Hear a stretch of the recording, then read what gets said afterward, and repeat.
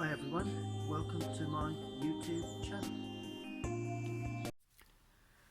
Well, here we go again with another demonstration. This one, I took a walk down a local lane, back lane in Galleywood. It's my normal sort of daily exercise, and I took this photograph. I thought that could work up into quite a nice painting.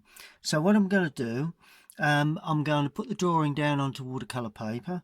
Well, I've basically got virtually all of it down, and then I'm going to lead you through the painting process of that.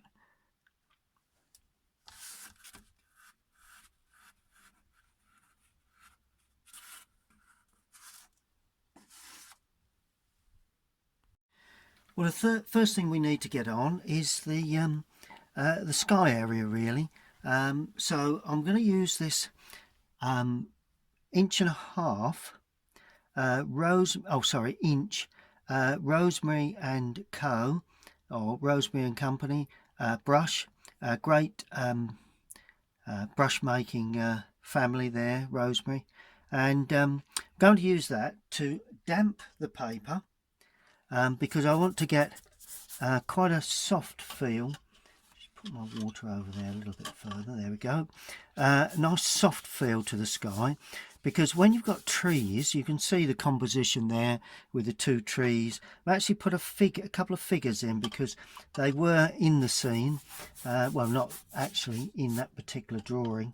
Sorry, that particular photograph, but they did play a part as they were walking along, so I thought I'd add them to the composition, and just damped the paper right down to the horizon, well, distant area. Mainly trees, actually, this subject. Very little sky area, so that's can be an advantage sometimes. Just going to lift away a bit of paint there. That's good. Right, now I'm going to use lemon yellow in the sky. Look at that, lovely lemon yellow to get that real brilliant sky lightness in that sky, that side. Now into that lemon yellow I'm going to add a little bit of cadmium red. There you go, look at that, lovely. As that breaks out into the bluer area, I've added cadmium red so that we're not getting any sort of green colours in the sky. There we go.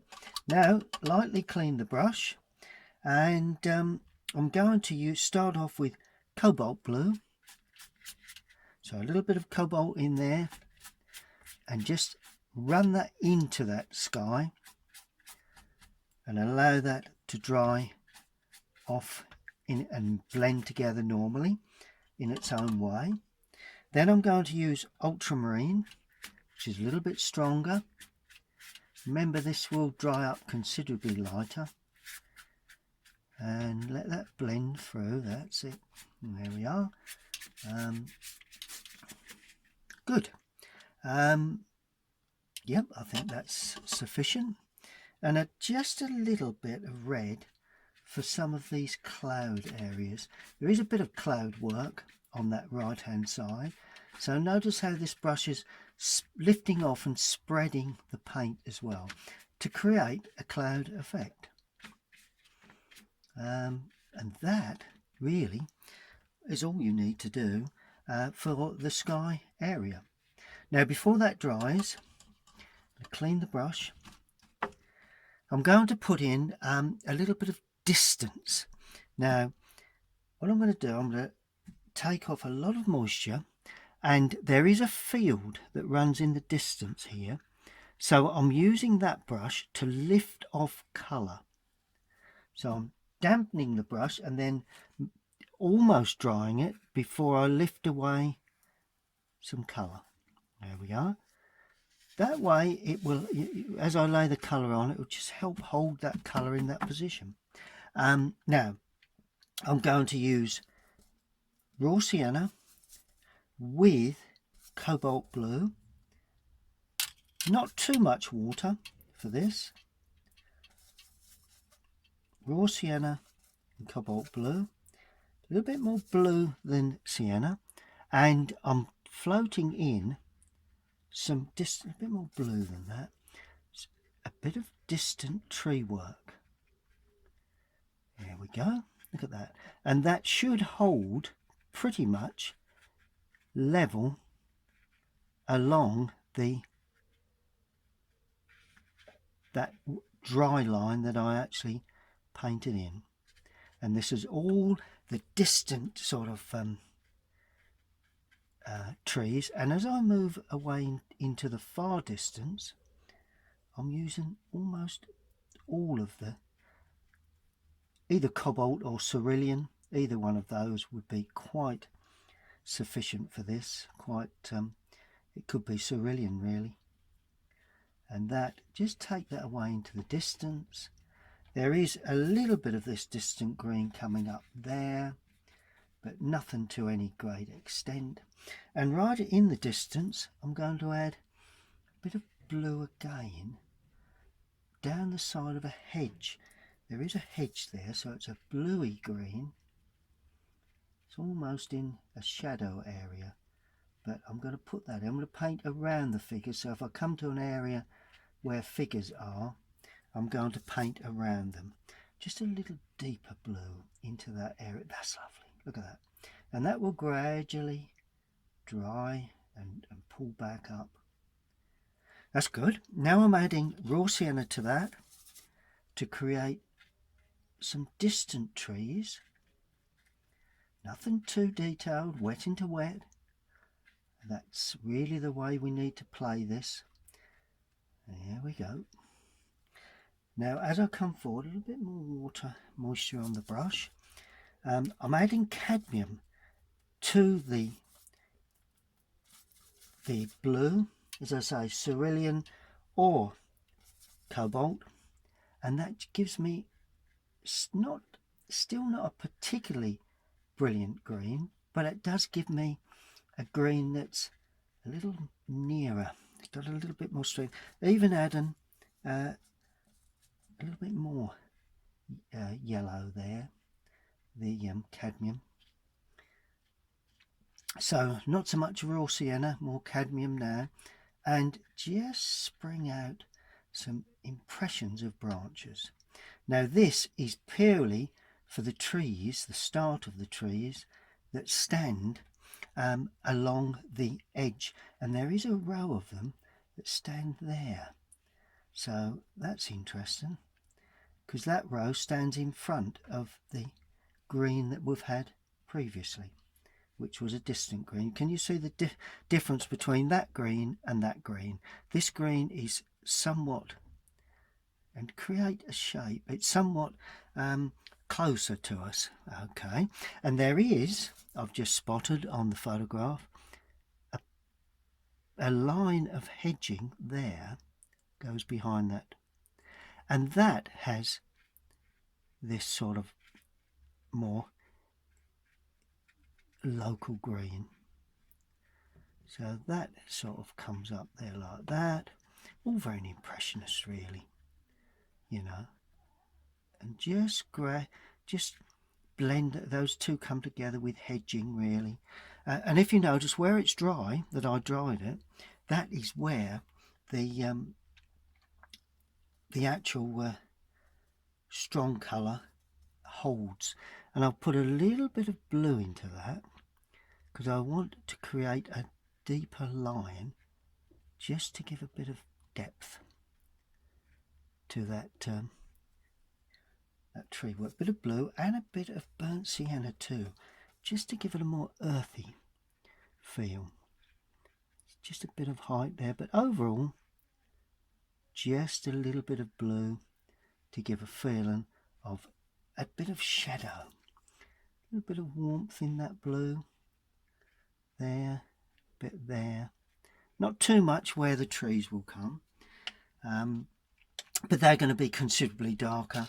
I mean, if you have gone too dark, you can always get a damp flat and just lift away colour. and then you can see exactly where the trees are again. So I mean, it's an optional thing that doesn't really need to be done. Right, now there's another tree here what I want to get in, and I'm going to use ultramarine with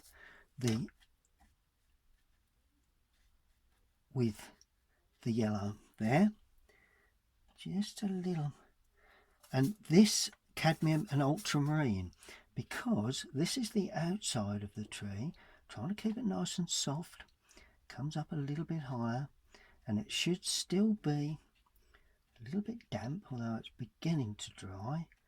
But that's for one tree. Right, then we're going light again, a little bit more cadmium in the mix for the right hand side of that. There you go, look at that.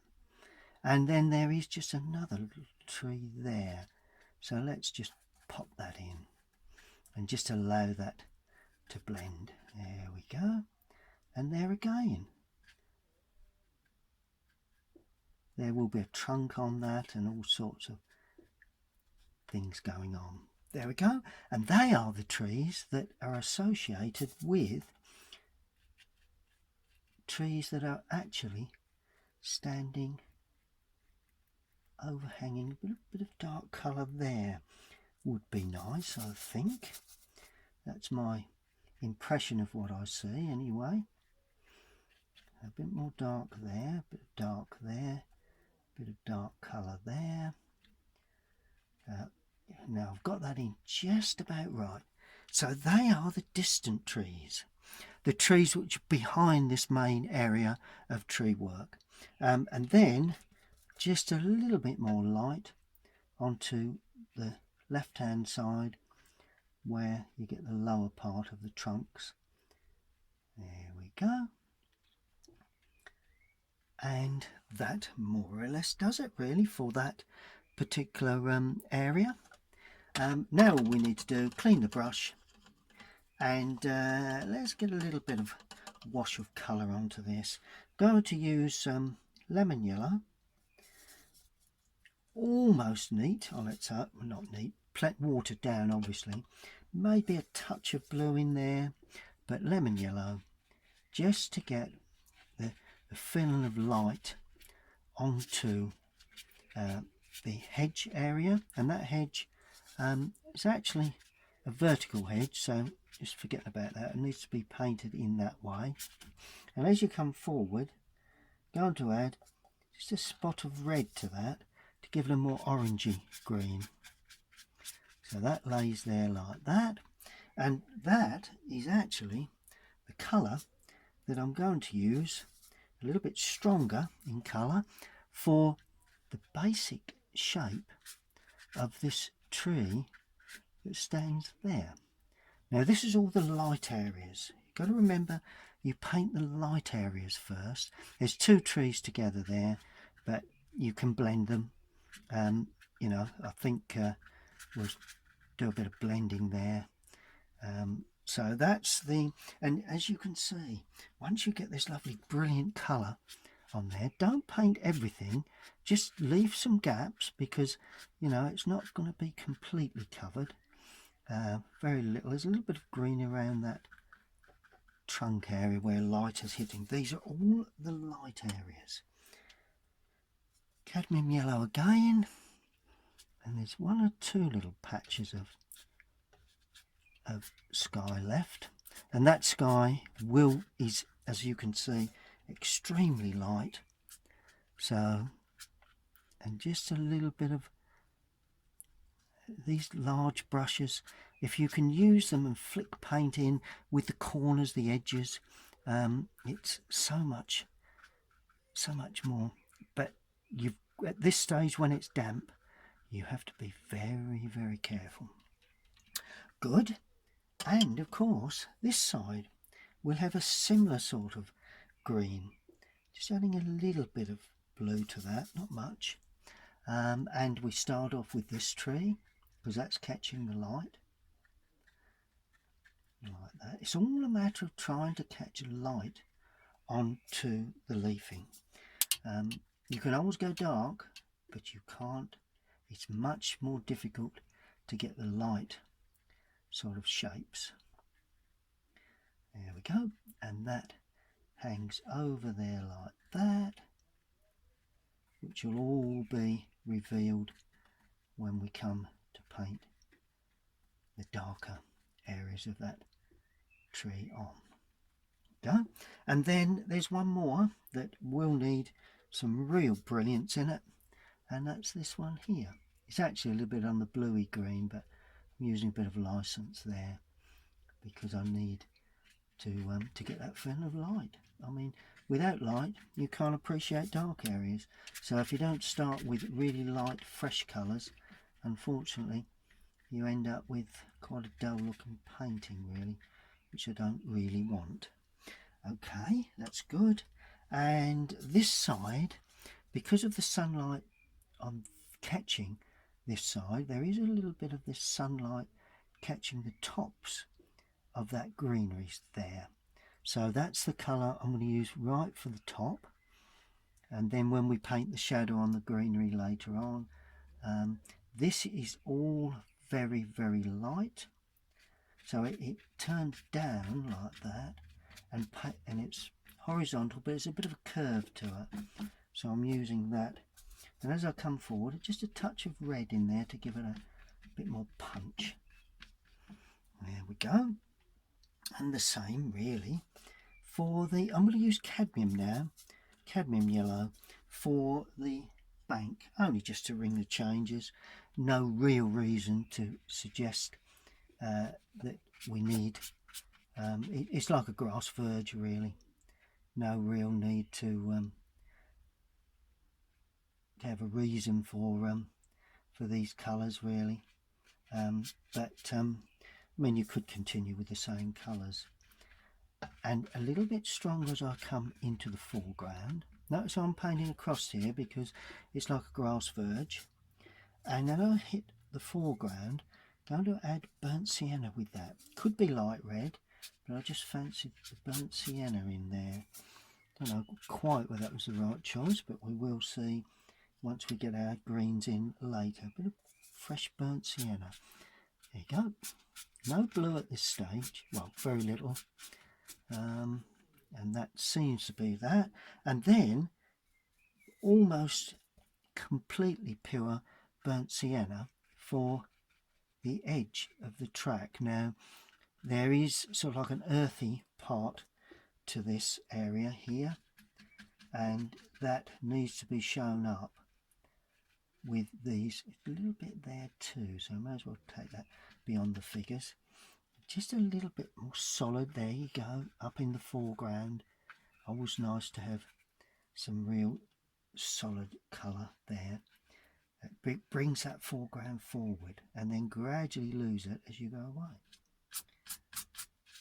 And that, apart from the road, I'm going to leave the figures at this stage, but the road will be, I'm going to start off with a bit of cobalt blue in with the light red.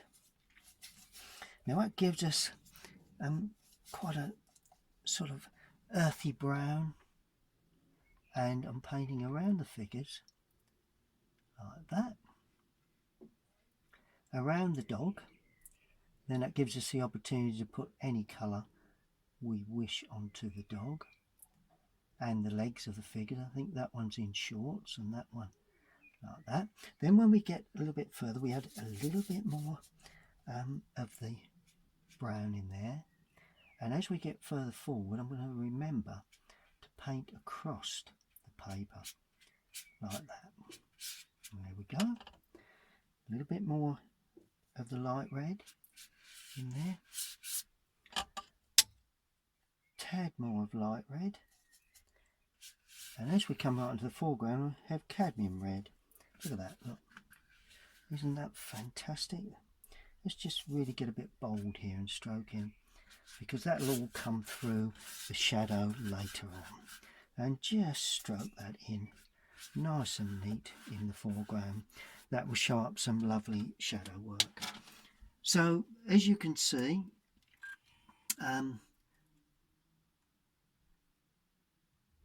I've actually put in the sky, the distant trees and a very dark blue distant centre, and then I've put in the greenery either side,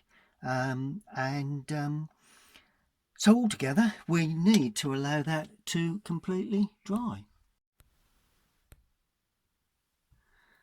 Good, well that's pretty much dry. Now I want to establish there's 3 clumps of trees here, and I need to establish that really before I go too far, so as we know that we're not adding too much detail in the distance, because that needs to be pretty limited in detail. So I'm going to use the ultramarine with a touch of what a brown, we don't, right, burnt sienna, but a reasonable amount of ultramarine. There is a little bit of raw sienna in there, but it's sort of like a brown, bluey brown, so the ultramarine needs to dominate to a certain extent. Doesn't want to be too dark for this, and I'm going to paint in the start of where we can see a branch overhanging there, and that runs down the side of the overhanging hedge. And then I'm just going to clean the brush and soften that now, just to bring that up in as if that's gradually disappearing into the trees in the background to give that blurred effect. There we go, and all of a sudden we've created an impression of a tree without too much detail. Next one, I had a bit more of the brown, so it's a little bit stronger. There is another one here. This one sits more at the back, like that. Not too much of anything of the trunk seen there. And then damp the brush and blend that one through, so it's not visible everywhere. There is a branch just pulling away there, and that then goes up, and very, very suggestive, extremely suggestive. Maybe we may be able to see a bit more of an established branch there, but after that just blend that away. There you go. Lose a bit of paint there because it's, there we go, and all of a sudden there is another tree. That one, it's mainly dark greens there. Okay, now we've got these trunk areas here, and these will have just a tad more burnt sienna in. That one there shoots up, and it just another trunk there. A bit more blue in this one because it's slightly further back, less intense, like that. And you're just seeing the lower area of these, nothing. There we are, just flick them in just like that. And then a bit more brown, so you notice how I'm adding more brown as I come forward, and that gives me that feeling that these do come a lot closer to us, and just stroke them in just like that. There we are, and when we get the darker branches on, all will be well. Right, so that basically is what I do for this particular stage. We've just added the 2 trees here. We've put in those 2 or a little clump of smaller trees and some branches coming in on the right hand side. So with that, it's time to analyse. Right, next one is the trunk areas to these trees here. Well, they are, we're going to use burnt umber for those. something very dark. I'm using a very large rigger for this, so plenty of burnt umber going in, because I need to get plenty of the dark paint. It's got to be very dark for this area. And I'm going to add Indian red. That'll give them a real dark warmth. But I will need a bit of ultramarine. Let's use, tell you what we'll use, Prussian Blue, because that'll give a greeny. That's what I'm looking for. There we go. That gives it that greeny. So it's Prussian Blue, really strong mix. Prussian Blue, Indian red with burnt umber. Right, now where do we put this? Well, it's very dark here, so that needs to be extremely dark. It's almost silhouetted in that.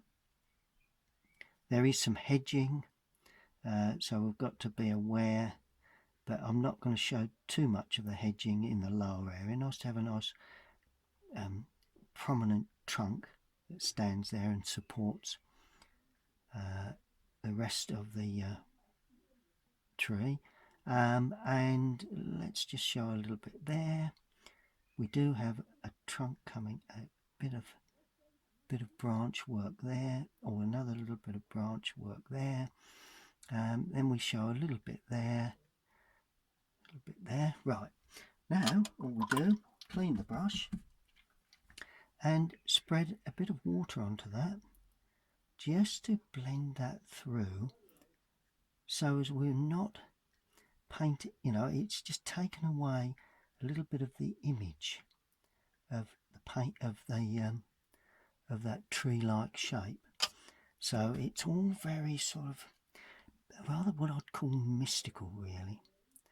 And gradually, the higher up you go, the more mystical that can actually become. You can have another branch just splitting there. So here you're getting a mystical sort of feel to that. Just expand that trunk, bring that branch out there, a little bit of branch work there. Some of this will be covered, some will be shown. Good, so that's that tree. Let's just bring, always nice to have a branch coming this way as well, one or two, otherwise it looks a bit lopsided. And there are some darker ones that will go in later. Okay, now the one that sits back in the field, adding a bit more blue to that, just so as it's not quite as intense colour. Not a great deal, but just a little. And we can see mainly the top edge of that there. And then that comes and breaks down into, I'll miss that in a minute. We can see that trunk there, and that main trunk heading off up there. And then there is a bit of a break, and then we can see that one, and then that one spreading off there. Or we can see that one, and we see this one, and that one spreads off. You can just about see where that one breaks away and that one goes up. And we can see where that comes away with a sort of like a trunk there, really, and an area like that. And then all of a sudden we damp it and we get a little bit of connection, but not everywhere. That just blends in, that blends in, just a little bit of blending there. Just a branch there, branch coming away. There you go. Looks pretty good to me. And that is those three tree or clumps of, actually there's 4 there and 1 there with some branches coming in on the right hand side. And if you notice, I'm trying to maintain that fresh spring-like feel. Okay, well, I've allowed that to dry. Now those of you that were very observant may notice that I didn't put tape around the outside edge. So this gives me the opportunity to put a mount over the top and move around to get the correct focal point in the correct. So we can move that further over to the right, we can move it further over to the left, we can bring less foreground more foreground, less sky. And also, during the painting process, it's always good to have a mount, because that is the way of analysing how you're progressing, really. You'll never quite get the feel, if you look at it like that, without the mount, you don't quite get the feeling of a composition. So I'd recommend you keep a mount handy. Right, now I'm going to start in the background with a slightly smaller round brush, number 8. Bit of water on the brush, and I'm going to start painting the dark greens. Now in the distance, the dark greens won't be too sort of deep, rich greens. They'll be a little bit mellowed, a bit more blue in them to start. So I'm using ultramarine blue with cadmium yellow. And to start with, we paint down like that, leaving an edge across the top. And this is purely to show where the light is catching on the top of that hedge. There we are. And as it goes around the corner, you've still got a bit of that hedge there. So I'm going to show that up like that. And that hedge goes around the corner. That's good. Okay, now as we come forward, we sort of add a little bit more yellow, a little bit more blue to give me a slightly richer green. So, and just blend that with it. And that would have an uneven edge on the top. There we go. Can you begin to see where the shadow area is coming? Now that would be shadow from the tree. But other than that, there's that nice bright green on the top. Now I'm going to use a larger brush now, because that's not large enough to do the larger areas in the foreground. Ultramarine cadmium yellow, which and all of a sudden we introduce these little darker touches now, nice and dark along that edge, and the hedge comes down, so it's slightly lighter, a bit more yellow to start with, like that, just like that. There we are. Just have a little bit of an uneven top and paint that down like that. Very little light coming through this this hedge, very little light, and then we start with Prussian blue. Now this will give us the real sort of deep dark blues that we're looking for within the lower part of that hedge. One or two little bits at the top, but that hedge, don't forget to paint downwards, because that's the way the hedge lays. Now as I come forward, more blue, I'm introducing burnt sienna, because that is my my dark green. It's like a brown green, really, like that. And there we go. And I'm going to soften it at the top with some water, just to make a softer edge at the top there, like that, nice and soft. Then just soften that just in places, just there we go, just so as we get that. And then I'm going to go quite dark, so plenty of blue, plenty of brown, right in this lower area, a bit of yellow but not too much, and that just comes like that, quite a bit there, one or two spiky areas there, because it all helps to show up texture within that. There we go, not too much there, but some there. Paint down, work your way along, don't paint everything, nice to have a little bit of light coming there. Good. Now that colour will then be transferred into the trees, which is cadmium yellow, Prussian blue with a little burnt sienna, and I'm going to put in some what I'd class as dry brush strokes.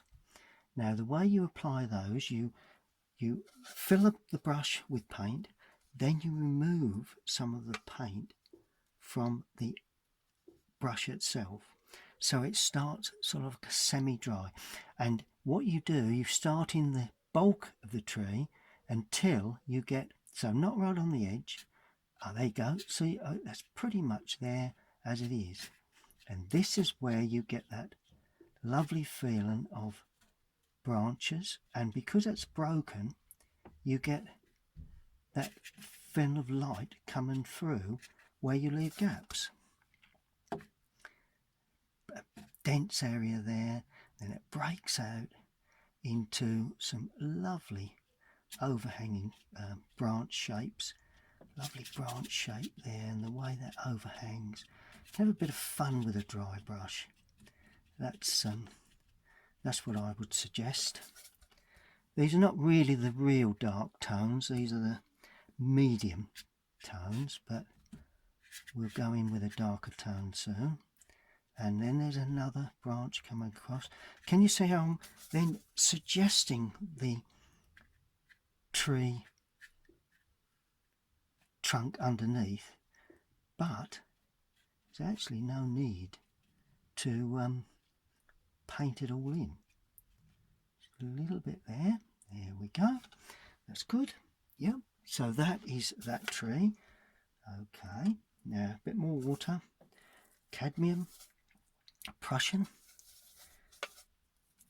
To give that real deep dark green. Nice fresh spring green. I love springtime, lovely spring greens.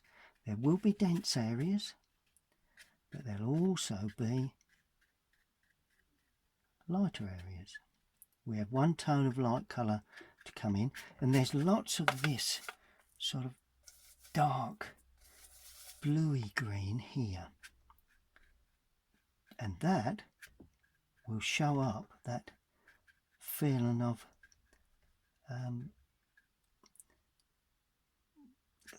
thick sort of sort of branches and a bit of hedging that's in the lower part of that tree. You know, it takes a little bit of time to achieve this sort of technique, but overall I think you can probably see the real technique that I'm using. A bit more cadmium in there as that goes away and hangs down. There you go, a bit more cadmium where it's really, really dark. And the trunk still shows through. There we are, you still get that glow through the tree, and that's what we're looking for. And then, as we head off up here, I've added a little more water to that, and created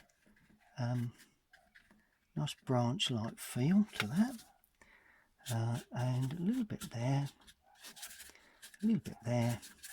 I'm a bit rough with my brushes, but that's what I need to get that effect, unfortunately. Good. Now, while I have that colour, I'm going to knock it back a bit with a bit more blue and a bit more brown. But I'm going to paint in the very lower part of that.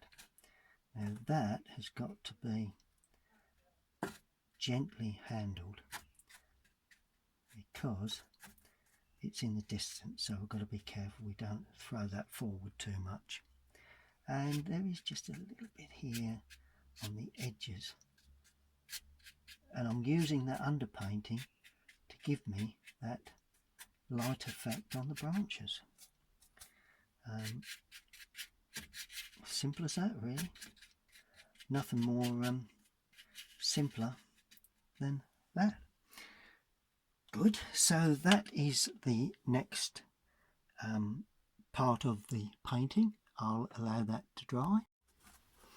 Okay, well, that's the scene I'm looking at, and that's what I've done so far. It's coming along quite nicely, but as you can see, it needs a little bit of shadow work and all the rest of it, but overall it's looking good.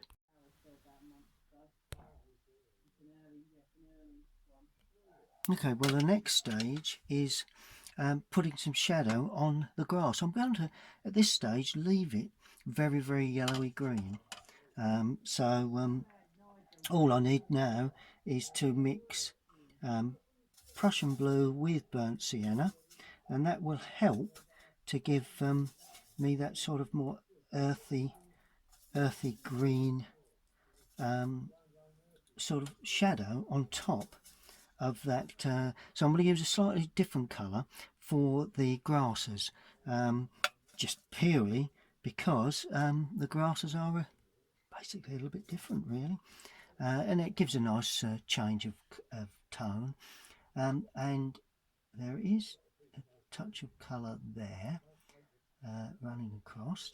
That's good.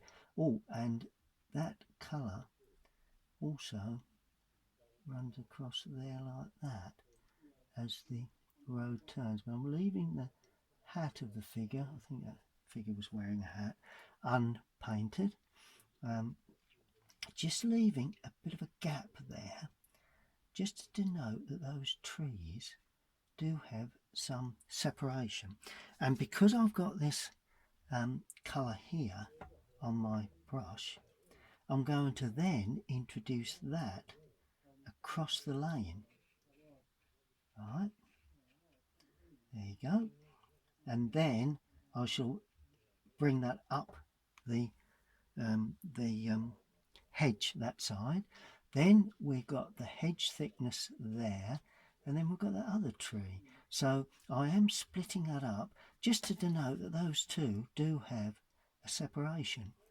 And then of course they virtually blend with each other at that point as they come into shadow.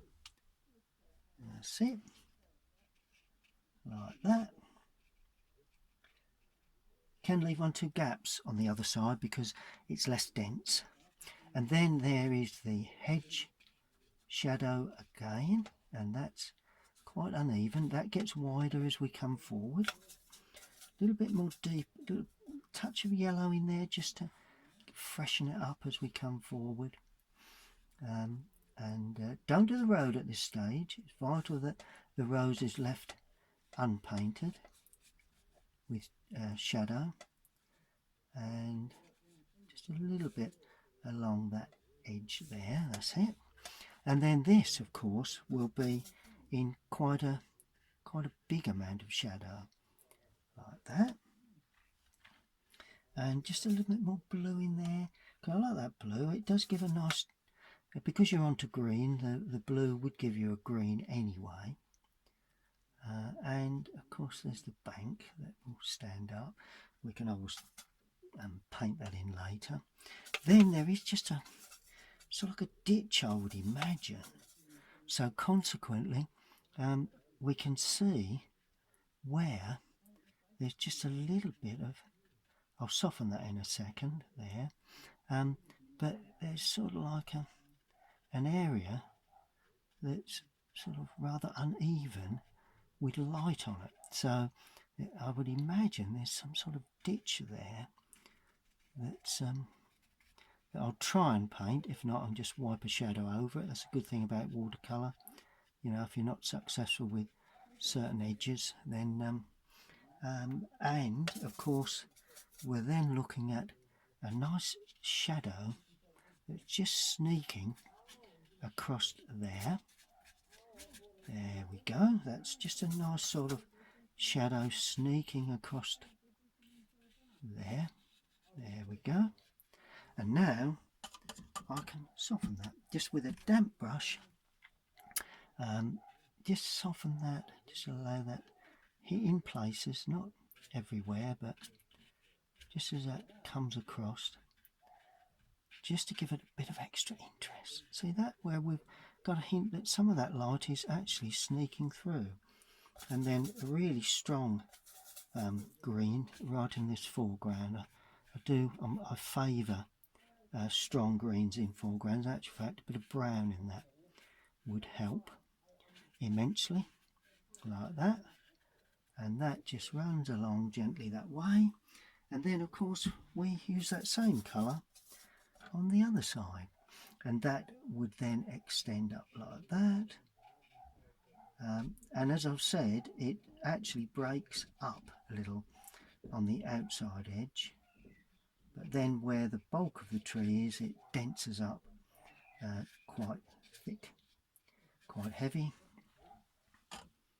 That's good, and it's not quite as dark. It's still got a bit of strength, but that does, and it gets more dappled light, areas that don't have light on them.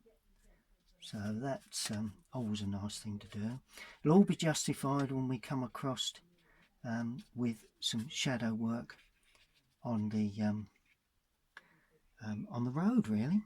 And now I'm going to paint the shadow down the hedge, and this is going to have quite a bit of burnt sienna in to give it a brown glow, and that comes up there like that and around the top there. It's more or less under that tree up there, and it is a bit broken, but we'll soften that shortly. And 2 little touches there. There you go. Just soften that, and then we just add a little bit more brown to that, just to give it a nice sort of warmth to this shadow, like that. And I'm just going to use another brush just to soften that, because it's nice to have soft edges here and there anyway. Always nice to soften the edges of these shadows so you don't have clear lines. There we go. So that just stands up there nicely. Yeah, not as intense as I said, just maybe a little bit more blue and brown in this area as we come forward, and that sort of runs up there like that, and I'm showing some little touches of detail here because I think as you come forward you need that. Good, good, good. Let's put the board up just a tad. Good. Yeah, I'd go along with all of that. It's really got that lovely warm glow. Well, this is more or less the final stage. As you can see, I've just dropped in the figures, and I don't know whether we can get a bit of a close-up on those figures, a little bit closer. There we go. And just feel that sort of, just come around just a touch. What I've done, I put a red tone on that, blue-grey trousers, shorts and a white t-shirt. That one's got long hair, that one has got a hat, and there's a small little dog coming along. And the idea is that when I get shadow striking across this ground, then some of the shadow will be over the figures, so they'll be in dappled light, really. So that's the basis of the next stage, really. It's the shadow work. As I say, the next stage is producing the shadow work. So just turn that just a tad. I want to get come in a little bit closer so that we can show you exactly what we do with the shadows. Right. I'm going to start off with a smaller brush and then work to a larger brush later. Well, it's all about getting the shadows on everything, really. Well, I suppose let's do a flat. Let's start with a flat, because I want to get shadows on the tree. Now the tree is all in light at the moment. It's in a medium tone and a very light tone. Now I need the darks, so I'm going to go really dark, and to get that dark I'm going to mix Prussian Blue with one or maybe 2 other colours, but Prussian Blue and Burnt Umber. And those 2 colours, funny enough, although it's a brown and a blue, it gives you green. And to warm that green up, I'm using our good old friend Indian red. So it's Indian red, Prussian blue, a touch of burnt sienna. And that will give me a lovely rich dark green. And that's what I'm looking for, very bluey, sort of warm green. Quite important to get that colour correct. Good. Now, I've there again mixed enough paint on the palette. Now I'm removing a lot of paint. Now I've got to be very careful here that I don't overpaint everything in this colour. So I'm being quite gentle in places and yet a bit more forceful in others, trying to get that sense of where there's a clump, it's quite, but where it breaks out, you've got to end up with quite, that's it. See the way I'm dotting around, trying to just show a sense of the way these clumps of greens would actually spread out. Quite powerful, some of those, quite dark, and yet others are quite light. Right, so that's that. I'm adding a little bit of yellow to that just to lighten it up just a touch, so that we're not all one colour, but the tones are very, very similar. There we are. And see the way I'm scratching across the paper, and that gives it that lovely sort of textured effect, quite strong, then it breaks out into a light area. And once you get this technique, you can really have a lot of fun. See that light area there, and a bit of a light area there. You've got to be very careful though. You have to be particularly careful, because if you overdo this, you do lose that light effect. Got to be careful there. So it's an important little area in the centre there, and there too. They're all important areas really now. Once you overpaint them, you lose them forever. Good, good, good. Bit more water, a bit more paint. Burnt umber, Prussian blue, and Indian red. And I've added more Indian red now. Just put that more Indian red into there, because as I go towards the light area, the colours pick up a slightly more warm feel.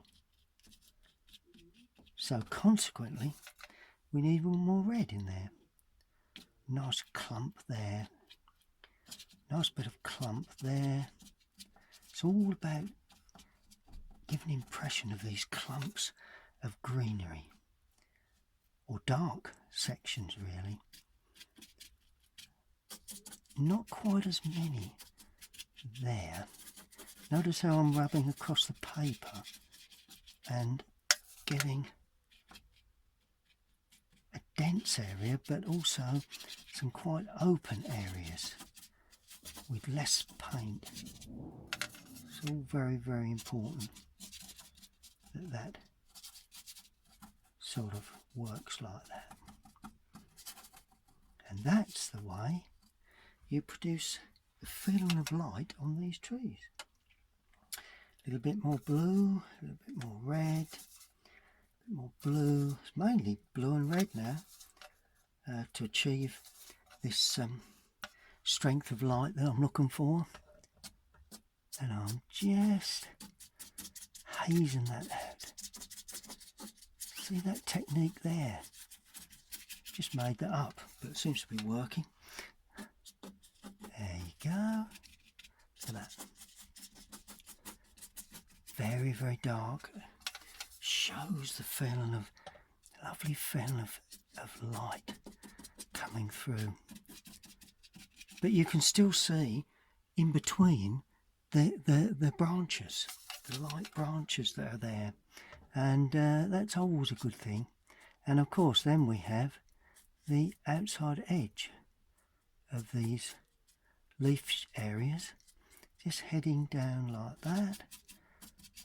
You know, most of the interest is heading towards this that area there. It's quite a dark clump there, and of course that shadow, you wouldn't have any light on top of that hedging at that point, and that's also very dark there, and that trunk would be quite dark too, so I've darkened that up. A bit darker there with the trunk. Just rub that out, don't want that to get too strong there. A bit more paint, a bit more Prussian, a bit more Indian red.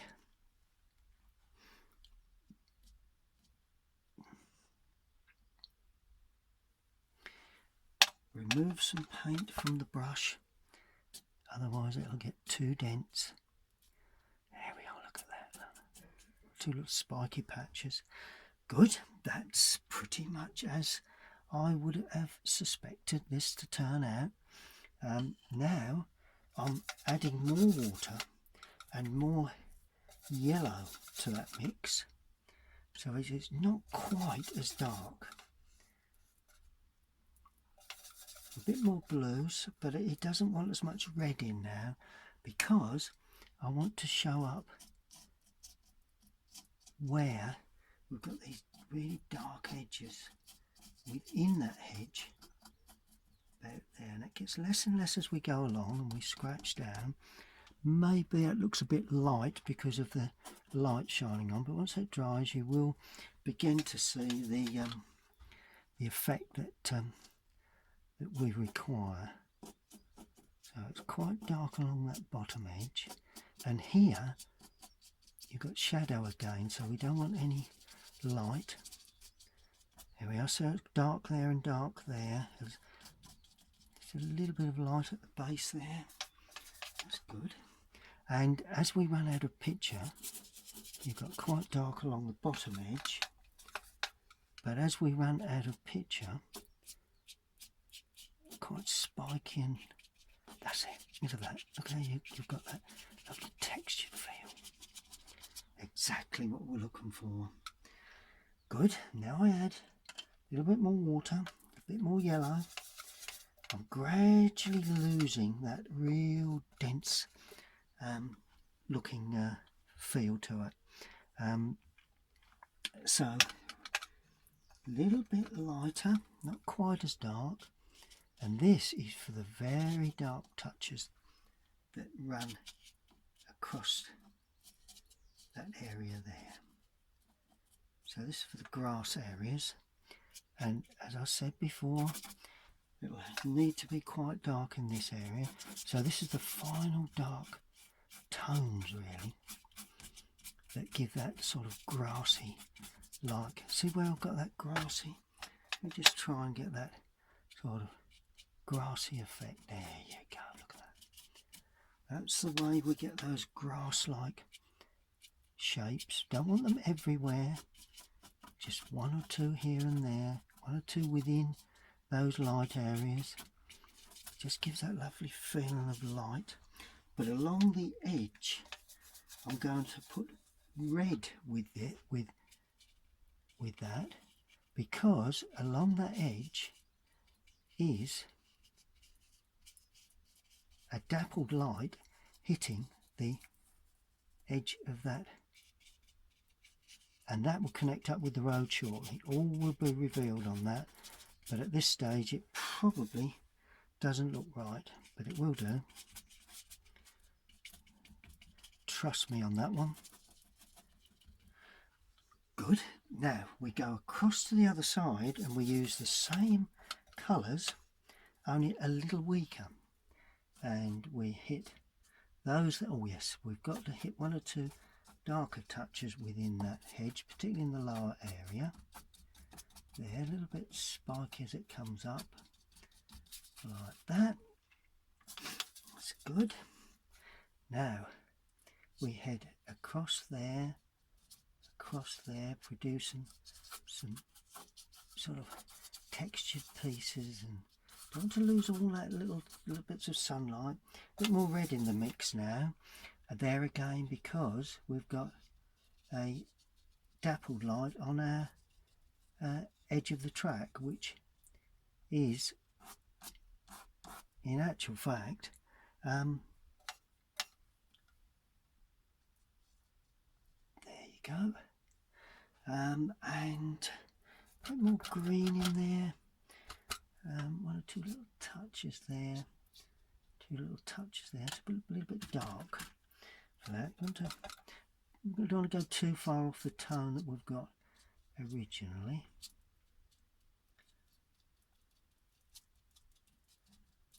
There we go, just a little bit of touch of tone there. That's brilliant.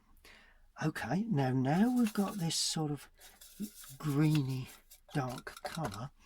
Let's just elaborate on this tree, because I think it does need it, not too much, but it will just need a little bit just to enhance that tone, particularly there where it gives a bit of shadow on top of the hedge. That's good. Good. That's all looking good to me. Now we've got this tree come across it. It could, in actual fact, be a lot of that in shadow from the overhanging tree there, casting a shadow right the way over there. Well, I'm going to assume that that's not actually the case, but to aid the way I see things and to balance, if you notice we've got all the dark colours, I need a bit of balance. So to balance it, I'm going to pick up another dark colour. I need to move my pot, and I'm going to pick up some little dark touches, and there, just here, and that just hangs down over there. That's it. It just helps to balance, really. Gives a little sense of light, but also that tree doesn't take the eye, but it does give a bit of interest, which there you go, look at that. Brilliant. Now that is the shadow work for the trees. Okay, well, the final thing to do is the shadows on the track, and they're just going to be stroked across. I'm going to use Prussian Blue, I'm going to use ultramarine blue, and I'm going to use my good old friend Indian Red again. Only a little Indian Red to start with, because the distant shadows need to be quite blue. We've got a shadow running across there, the track. There would be another shadow there that cuts across there and actually helps to show up the arm of that figure. Then there'll be another shadow there, and that shows the figure's arm standing away. So all this is very, very important to the overall look of the picture. Just break it a little bit around the bottom edge, and that's that shadow running up there.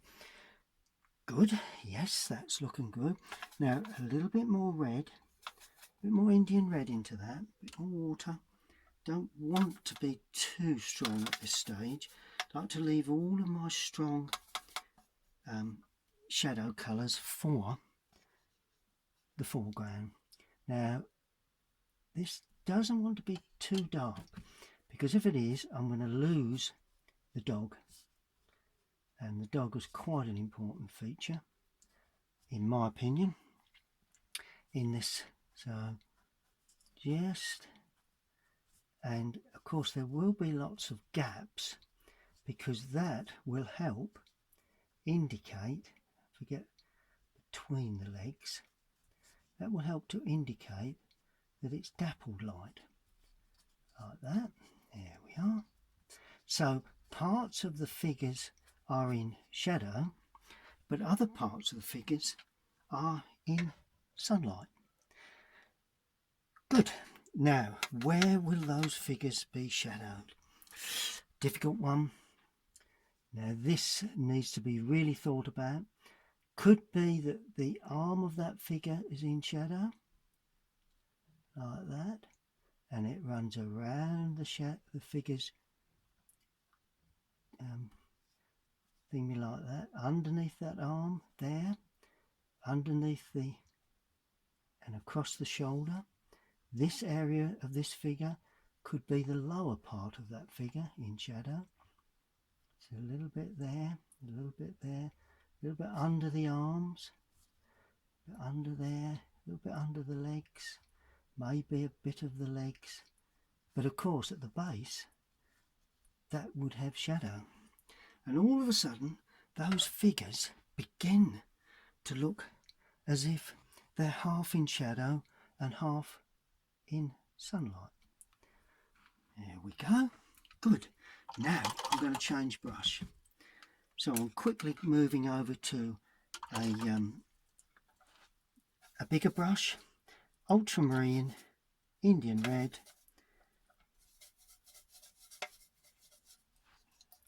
and we can start being a little bolder now with these brush strokes and try, I suppose that sort of movement is good, that backward, you know, stroking like that. Wouldn't be much gaps in the middle, but there would be some gaps here and there, like that. Within the tree, reload because it's getting a little bit thin. That's it. Good.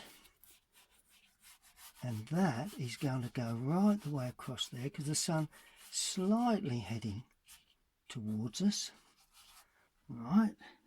Yep.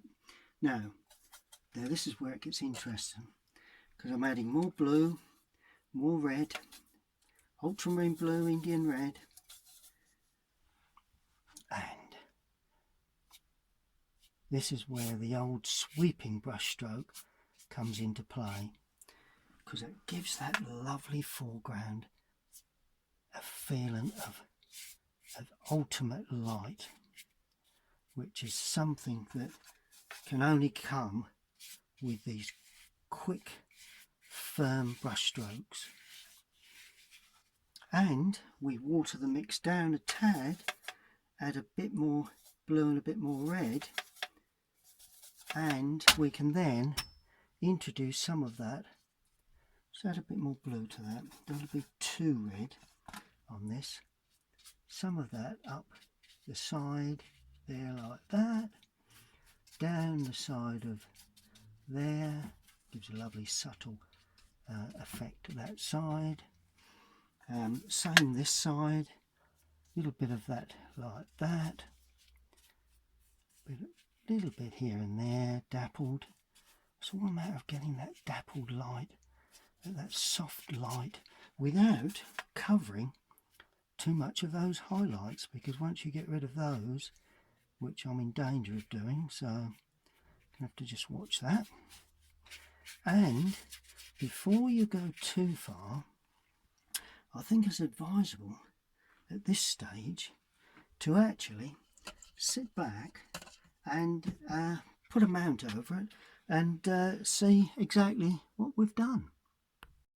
Well, I've moved the mount around and I think that is basically the composition. As I say, it's always nice to drop a mount onto the top, over the top of the picture to see exactly what you've done. And finally, we need a dark colour. I think we'll go for dark against a light area, just slightly off of the main picture to sign it. And once you've got that in, a lovely signature like that, there we go. I think that is not a bad rendition of that subject. So that is my start subject. Obviously I had need to add a couple of figures, which I've done, and that is what I'd class as my interpretation, really. You've got everything. Notice how I've kept the distant trees soft and the distance there. Then I've introduced a little bit of texture to that one, and the more I've come forward within the composition, the darker and more textured feel I've tried to achieve, particularly on that large tree and the casting shadow running across the lane. And I think overall, you know, it's one of those larger pictures, impressionist style, that really needs to be put in a frame under glass and exhibited in a wider room, really. Hope you've enjoyed that video. Stay tuned to my YouTube channel, and we'll see you all very, very soon.